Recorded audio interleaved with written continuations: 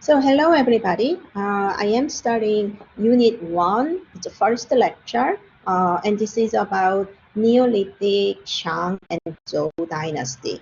Neolithic period, it is one of the earliest civilizations in the world, and then Shang and Zhou dynasty are still, so Shang and Zhou dynasty are part of the Bronze Age. So after the Neolithic period, there is a Bronze Age.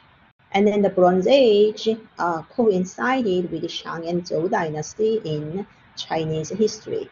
And in China, scripts, right, Chinese characters were invented very early during the Shang dynasty, the Bronze Age. So histories are recorded from the Shang dynasty. So that's why Shang is not prehistory. It is considered the beginning of historical period. So now let me go to presentation mode, and then I can use my pen. I love my pen.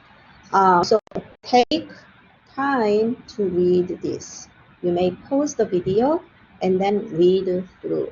The most important elements of the Neolithic period is they started along the Yellow River. And then gradually Chinese people will migrate to the south to the Yangtze River.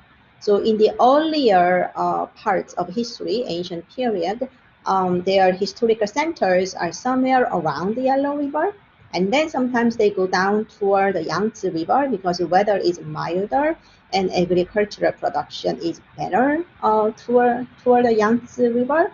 And then if you move to the medieval period, let's say 12th and 13th century, Chinese history expanded to the north of Yellow River and then even further south of Yangtze River.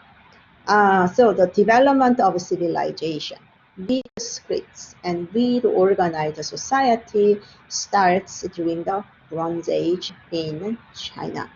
And you must remember that scientific development or the technology had a high level of achievement in Chinese history.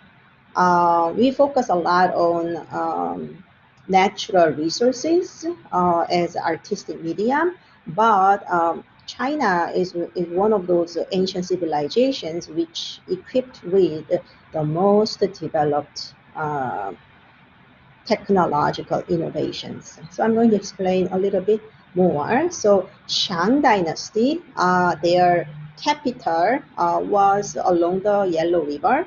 And then eventually it was taken over or conquered by the people of Zhou. Zhou was a little province in Xi'an, further to the west. So if you see the map, you will have an idea. So started with the Neolithic, and then they moved to the Bronze Age, like here, they moved to the Bronze Age, and then you will see Shang and Zhou. So you are going to see a lot of bronze vessels. So this is the basic chronology, and the pink is the kind of dynasties ruled by Han ethnic group in their imperial household. Like a Han ethnic group is the majority of Chinese ethnic group. So Han is spelled like this. This is like a full character of Chinese. Like a mainland China, the kind of people who lived below, between the Yellow and the Yangtze River, these people, original inhabitants, they consider themselves like a Han ethnic group.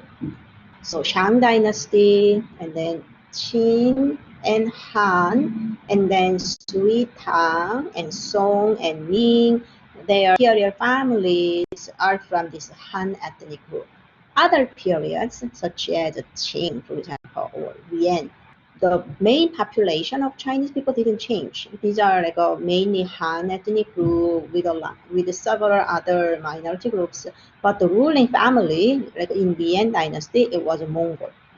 Or Qing dynasty, they were called Manchus. So they were not part of like a main like over the majority Han ethnic group, so they distinguish it. And then Zhou dynasty, the ruling family is sort of Han ethnic group, but then they accepted a lot of migrants or migrating tribes from the west or from the north. So that's why there are more tribes or smaller kingdoms. And usually these pink show a unified, how to call it, unified dynasties. So I want you to remember this, and then you will be able to arrange different dynastic names in the order and spend some time to memorize it. So during the Neolithic period, the most important achievement is Chinese people knew how to make a functional pottery. So Neolithic means it's a new Stone Age. So they didn't have any metal tools yet, but they had sophisticated stone tools, and they were able to make potteries. So bowl decorated with masks and net motifs, the mask and the net, right? It's dated around 4000 BCE, before Common Era, Neolithic period. They are not glazed, but remarkably, their pottery has painted decorations. They used brush and clay slip. Clay slip means like a liquid clay.